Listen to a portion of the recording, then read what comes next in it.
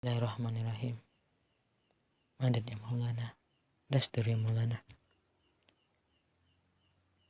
Baca acak hari ini buku Dialog dengan Para Malaikat Perspektif Sufi yang diterjemahkan dari buku Angels Unveiled A Sufi Perspective karya Maulana Syekh Muhammad Hisham Qabbani. Ila hadil Mustafa Sayyidina Muhammad sallallahu alaihi wasallam wa ala alihi washabil kiram ila syaril anbiya wal awliya ila hadrati ustadina wa ustadi tajina wa siddiqin wasadanilah Maulana Syekh Hisham Qabbani wa ilal muntaha al-Fatihah. A'udzu billahi minasyaitonir rajim. Bismillahirrahmanirrahim. Alhamdulillahi rabbil alamin. Arrahmanir rahim. Maliki yaumiddin. Iyyaka na'budu wa iyyaka nasta'in. Ihdinas siratal mustaqim. Siratal ladzina an'amta 'alaihim ghairil maghdubi 'alaihim waladdallin. Amin. Sallallahu alaihi Muhammad sallallahu alaihi wasallam. Bagian pertama, bagian pendahuluan. Apakah malaikat itu? Para malaikat adalah harapan seluruh umat manusia. Mereka sumber cahaya dan sumber energi penciptaan. Mereka menara api setiap pencari, oasis di setiap gurun, ombak di setiap samudera, mata air setiap sungai, kristal setiap intan. Mereka adalah embun surgawi dalam setiap lembar daun. Mereka kehidupan dalam setiap tetes darah pada setiap makhluk hidup. Gerakan di belakang setiap sel yang hidup. Mereka kekuatan penggerak dari setiap konstelasi dan galaksi. Mereka bintang, matahari, dan bulan dalam setiap cakrawala. Jagat raya yang berenang dalam orbitnya. Mereka adidaya yang dikenal di seluruh tradisi, di seluruh kepercayaan, dan di seluruh filsafat. Secara universal dikenal, berdasarkan sumber-sumber ini, bahwa Allah Subhanahu wa Ta'ala menciptakan untuk membawa perintahnya dan memancarkan firman-Nya yang menyinggung manusia. Malaikat dimuliakan, makhluk gaib yang diciptakan dari cahaya yang melayani Tuhannya. Mereka menunjukkan kualitas kesempurnaan, kepatuhan, dan pengabdian. Mereka membawa kekuatan ajaib yang tak terbatas yang mereka bisa mencapai siapa saja dalam kedipan mata. Untuk menolong dan menyembuhkan, untuk melayani dan menghibur, mencintai dan dicintai. Malaikat mengambil bentuk-bentuk yang mereka inginkan dalam dunia fisik, dalam setiap waktu dan setiap tempat. Seperti kristal air mengambil bentuk cawan piala, tempat di mana ia dicurahkan. Malaikat bisa mengambil bentuk setiap ciptaan yang mereka kunjungi. Mereka tidak mempertahankan bentuk cahaya yang sepenuhnya asli ketika mereka diutus kepada manusia. Dalam Quran surah Al-Isra surah ke-17 ayat 95, Allah berfirman, "Katakanlah, kalau seandainya ada malaikat-malaikat yang berjalan-jalan sebagai penghuni di bumi, niscaya kami turunkan dari langit kepada mereka satu malaikat menjadi rasul." Malaikat bisa datang sebagai burung, sebagai manusia, atau sebagai sebentuk cahaya seperti sepotong pelangi menghiasi langit. Mereka memiliki pikiran dan perasaan, tetapi tidak ingin dan tidak bernafsu lain kecuali melayani dan mematuhi Allah Subhanahu wa Ta'ala. Mereka tidak pernah kelewat angkuh untuk mematuhinya. Malaikat mengabdi siang dan malam tanpa penat. Mereka tidak ingin tidur, begitu juga mata. Mereka tidak pernah lelah. Mereka tidak mengenal ketidakpedulian. Perhatian mereka tidak pernah goyah. Makanan mereka adalah pemujaan. Minuman mereka adalah mengkuduskan dan mengagungkan Allah Subhanahu wa Ta'ala. Kedekatan mereka datang dari panggilan Tuhan mereka melewati pujian dan nyanyian pujiannya.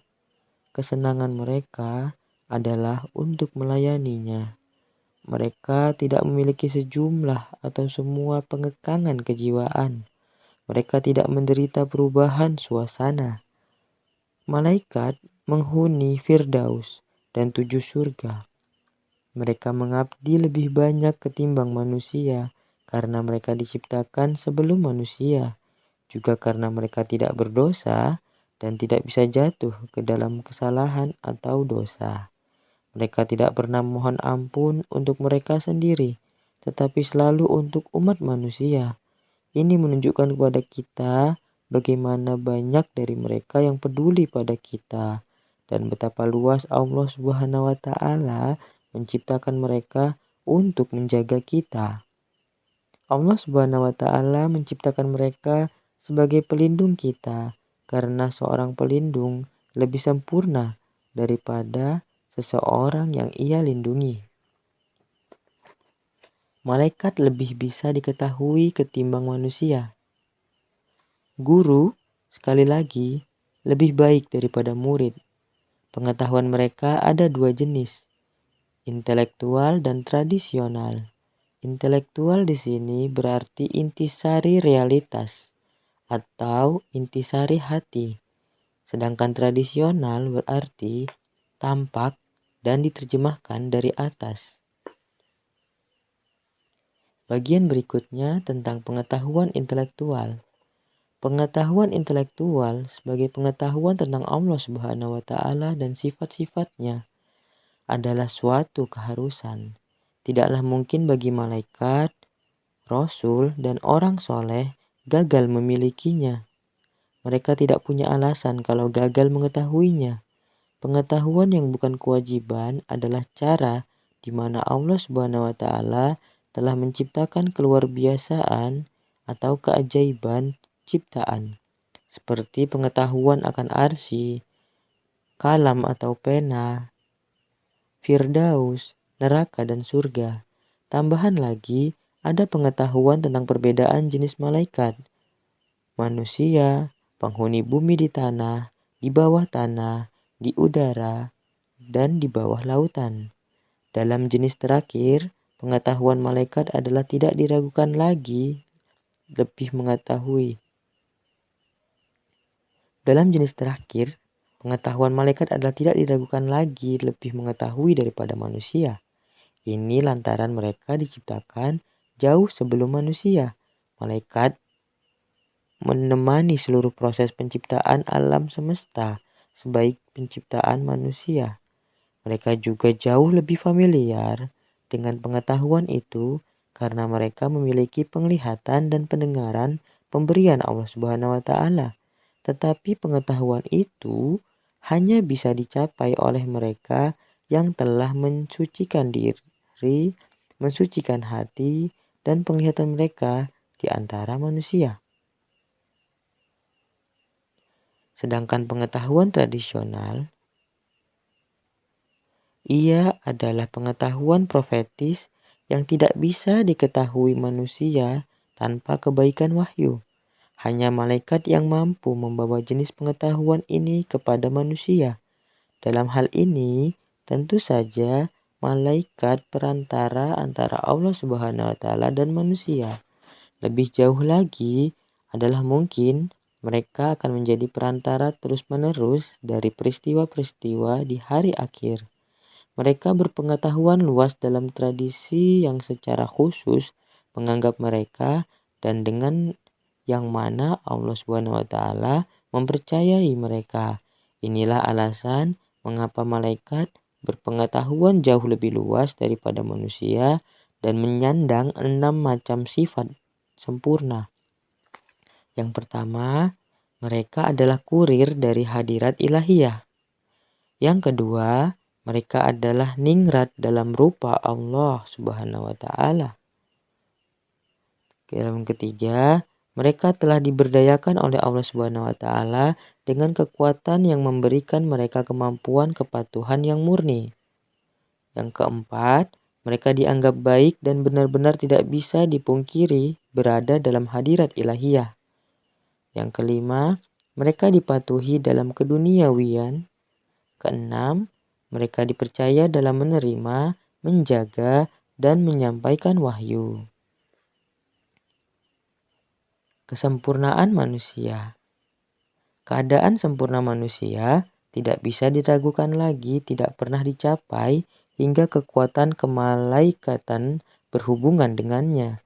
Dengan izin Allah Subhanahu wa taala, malaikat memonopoli kekuatan kemalaikatan yang menerangi beberapa pribadi manusia yang berhubungan dengannya. Kesempurnaan manusia bagaimanapun bergantung pada kapasitas untuk membinasakan jiwa manusia dalam percobaan malaikat. Kesimpulan proses ini digambarkan dalam ayat Al-Quran, Quran Surat Al-Fajr, Surat ke-89 ayat 27. Hai jiwa yang tenang, kembalilah kepada Tuhanmu dengan hati yang puas lagi diridhoinya. Maka masuklah ke dalam jamaah hamba-hambaku atau malaikat dan masuklah ke dalam surgaku. Menurut ayat ini, ayat Surat Al-Fajr ayat 27 hingga 30, Allah Subhanahu wa taala menyebabkan ruh manusia pertama kali memasuki kerumunan malaikat, lantas ke Firdaus. Sebuah kondisi memasuki Firdaus adalah untuk menerima penyambutan malaikat dan wahyu, yang mana seseorang masuk ke dalamnya sebagai ruh yang diberkati dengan sifat-sifat kemalaikatan. Allah Subhanahu wa taala lantas membuat sejenis kurir ruh demi penciptaannya yang terus-menerus. Mereka diberikan kebahagiaan kehidupan di dalam Firdaus dan menikmati pemandangan Tuhan mereka.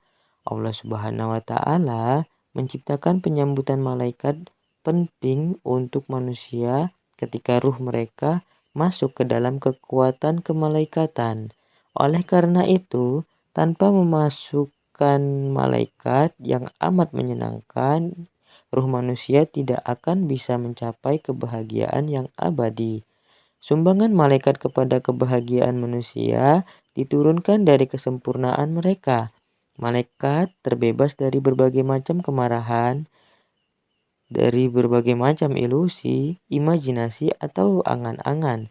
Karakteristik ini memberikan mereka kekuatan untuk berada dalam hadirat ilahiyah dan di bawah cahaya ilahiyah Allah Subhanahu wa taala. Lantaran kekurangan ini, bahwa manusia tercegah dari berada dalam hadirat ilahiyah. Karena kesempurnaan terletak hanya pada pencapaian hadirat ilahiyah. Hanya malaikat yang bisa dengan pantas dikatakan memiliki sifat-sifat kesempurnaan di antara makhluk. Dimensi spiritual malaikat. Dimensi spiritual memiliki aspek yang berbeda-beda. Seorang malaikat adalah cahaya sejuk yang agung. Pengetahuannya sempurna dan lengkap karena ia mengetahui rahasia yang tak terlihat dan mengetahui rahasia penciptaan yang tersembunyi. Pengetahuannya nyata, aktif, dan terus-menerus. Tindakan malaikat adalah paten karena malaikat berkomitmen untuk melayani dan komitmen mereka dijalankan dengan sempurna. Malaikat memiliki pengaruh pada segala sesuatu di alam, termasuk umat manusia. Tak ada yang bisa tumbuh di planet bumi, tidak pohon, tidak rumput, tidak sayuran, dan tak ada kehidupan tanpa campur tangannya. Anda bisa menyaksikan efek kekuatan malaikat dalam pertumbuhan pohon yang kecil sekali menembus di tengah-tengah sebongkah batu. Sebuah kekuatan khusus melimpah pada tanaman itu dari atas. Sebuah kekuatan yang pada dasarnya adalah malaikat. Dengan izin Allah Subhanahu wa taala, malaikat adalah kekuatan di belakang setiap gerakan dan setiap tindakan di alam fisik di jagat raya ini. Mereka memiliki kekuatan untuk mengubah orbit bintang-bintang dan planet-planet. mengatur gerakan galaksi, dan melindungi bumi dari gerakan benda-benda bintang yang lain, semisal komet dan asteroid. Mereka tidak merasakan berat beban ini dalam hal apapun karena mereka berada di luar dimensi gravitasi. Mereka mampu menggerakkan angin sesuka hati mereka. Awan muncul dan lenyap sesuai keinginan mereka. Gempa bumi bergerak di bawah perintah mereka. Letusan gunung berapi di bawah sentuhan mereka. Seluruh benua muncul dari lautan dan tenggelam karena kekuasaan mereka. Alam merekahkan wewangian sentuhan mereka yang amat menyenangkan. Malaikat menghuni planet-planet yang bergerak, bintang kutub, dan seluruh bintang tertentu dari setiap galaksi lain. Orbit seperti tubuh mereka yang memiliki hati, yakni planet. Gerakan planet-planet ini di dalam orbit mereka adalah asas perubahan dalam planet bumi ini. Gerakan malaikat di jagat raya ini berpengaruh pada keadaan manusia di bumi. Dari gerakan malaikat-malaikat ini, atas perintah Allah Subhanahu wa Ta'ala, hubungan terjalin di antara gerakan-gerakan galaksi. Pancaran sinyal, bahkan jutaan tahun cahaya jauhnya dari kita, berpengaruh pada keadaan sifat manusia.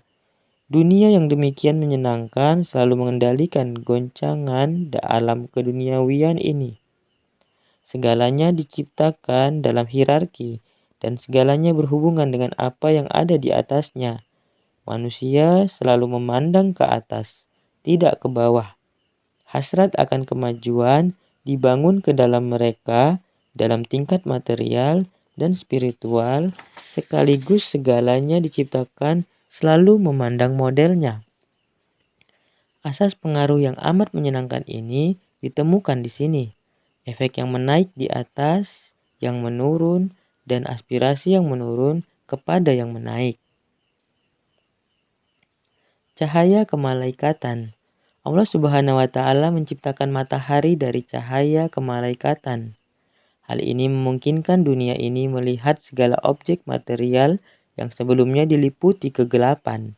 Tanpa cahaya matahari, tak ada yang bisa dilihat. Hasil dari penciptaan cahaya adalah formasi siang dan malam. Tetapi matahari selalu bersinar siang dan malam dan cahayanya tidak pernah bisa dipadamkan. Karena bumi menghidupkan porosnya, perubahan terasa di antara dua keadaan. Bumi membuat cahaya matahari muncul untuk dipadamkan. Demikian pula, kekuatan kemalaikatan selalu bersinar di atas bumi, tetapi revolusi manusia di sekeliling hasratnya menciptakan siang dan malam dalam hati mereka. Yang satu bersinar, yang lainnya dalam kegelapan. Sejak bulan tidak memiliki sendiri cahayanya, ia mengambil cahaya dari matahari yang belakangan senantiasa bersinar dan memantulkannya ke bulan seperti sebuah cermin, sehingga ia muncul seperti tubuh yang bercahaya. Dalam cara yang sama, manusia, walaupun mereka digoreskan oleh kekuatan kemalaikatan, menggelapkan diri mereka melalui penindasan ego mereka. Meskipun demikian, mereka dalam posisi yang selalu bersinar jauh lebih terang daripada bulan. Bulan tidak memiliki sendiri apapun dari sinar matahari. Paling baik ia hanya memantulkan. Kekuatan induknya adalah milik matahari. Demikian pula Allah Subhanahu wa Ta'ala menempatkan dan mengatur dalam setiap orbitnya. Surga, langit, galaksi, planet, dan Firdaus. Sebuah ciptaan yang berbeda dari satu orbit dengan orbit lainnya. Mereka bertindak seperti cermin yang memantulkan cahaya malaikat dari hadirat ilahiyah. Fenomena angkasa ini memperluas cahaya kemalaikatan itu seperti cermin demi kebaikan umat manusia dan makhluk lainnya. Cahaya itu adalah subjek yang dibuat dalam bentuk ciptaan apapun yang diinginkan. Cahaya itu adalah sumber kekuatan kemalaikatan yang merupakan cahaya kemalaikatan itu sendiri. Tentu saja ini adalah zat kebaikan dan menguntungkan setiap tempat yang dihuni makhluk.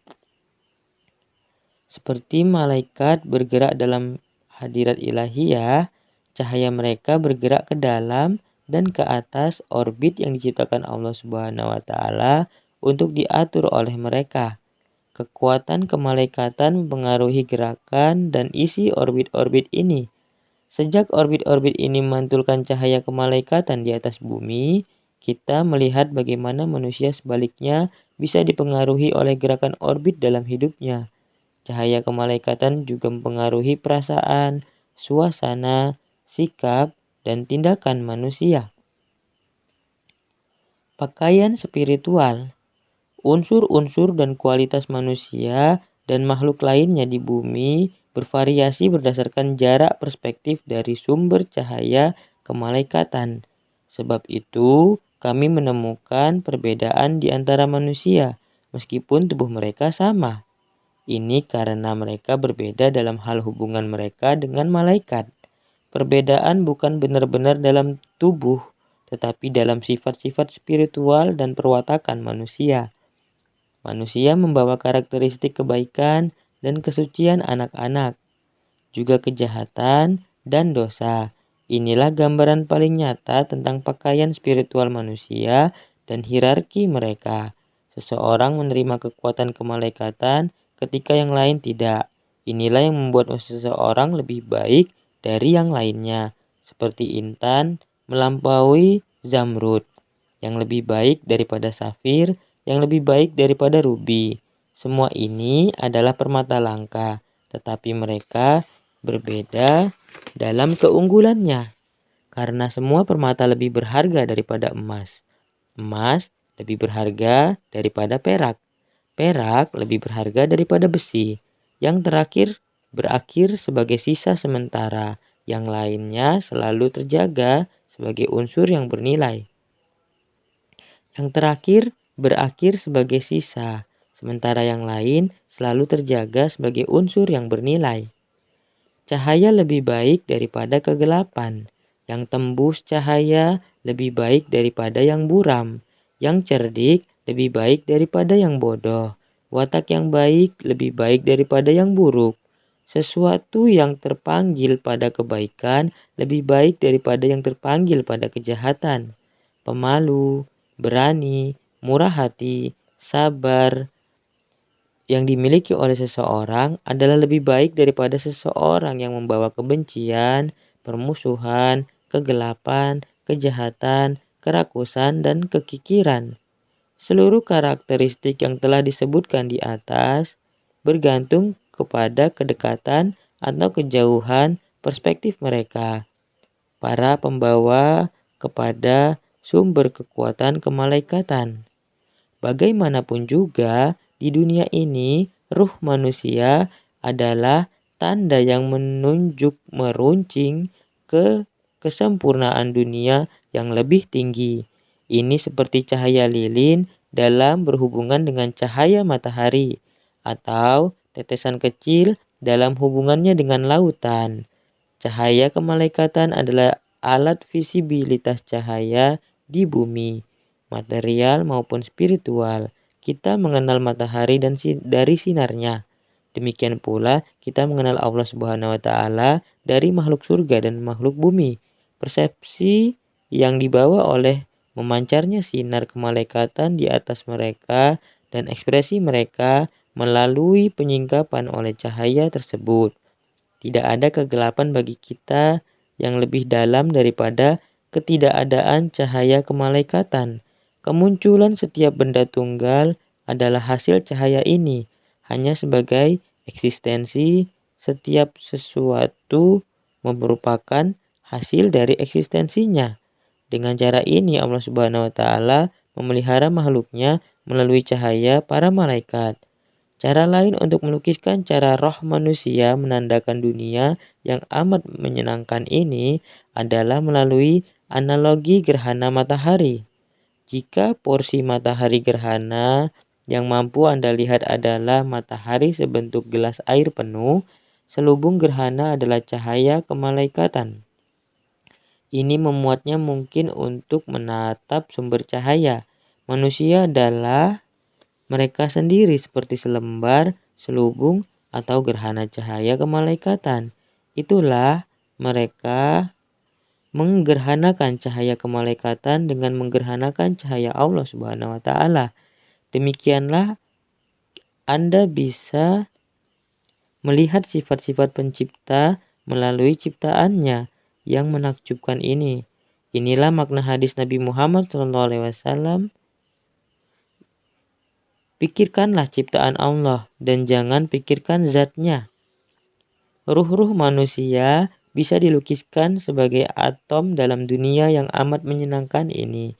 Dan tubuh mereka seperti rumah untuk roh mereka. Kini rumah memiliki sebuah keadaan dan penghuni rumah itu lebih dihargai daripada rumahnya karena kehebatan rumah tergantung pada penghuni rumahnya. Roh manusia ini adalah bagian aktual roh malaikat. Itulah mengapa kondisi memasuki Firdaus untuk jiwa orang wafat pertama kali diterima di alam malaikat. Seperti yang telah kami katakan, ini juga mengapa roh manusia dikualifikasikan untuk menerima pancaran dari kekuatan kemalaikatan. Seperti piringan satelit dibuat untuk menerima pancaran dari stasiun induk. Untuk memperluas bahwa individu-individu ini dihubungkan dengan kekuatan kemalaikatan, mereka menjadi lebih meyakinkan lagi dan lebih penting daripada manusia lain di bumi. Bagaimanapun, tubuh manusia tetaplah kumpulan dari berbagai unsur yang berbeda dan menyatu bersama tubuh malaikat. Di sisi lain, hanya buatan cahaya dari hadirat ilahiyah. Adalah penting untuk diketahui bahwa perbedaan tidak pernah berlalu dalam dunia material. Inilah mengapa malaikat lebih ingin menyokong roh para nabi alaihissalam. Karena roh profetis telah meninggikan wadah tubuh mereka ke tingkat di mana mereka memperoleh seluruh sikap gnosis dan keadaan spiritual. Ini sebaliknya memungkinkan mereka untuk menjadi menara api yang menyebarkan anugerah yang amat menyenangkan dan membawa wahyu Tuhan kepada makhluknya. Seluruh hubungan antara malaikat dan nabi, wali, dan orang-orang soleh diperoleh atas kehendak Allah dan izinnya. Alhamdulillahirrabbilalamin. Al-Fatihah. Bismillahirrahmanirrahim. Alhamdulillahirrabbilalamin. Ar-Rahmanirrahim. Maliki yaumiddin. Iyyaka na'budu wa iyyaka nasta'in. Ihdinas siratal mustaqim. Shiratal ladzina an'amta 'alaihim ghairil maghdubi 'alaihim waladdallin. Amin.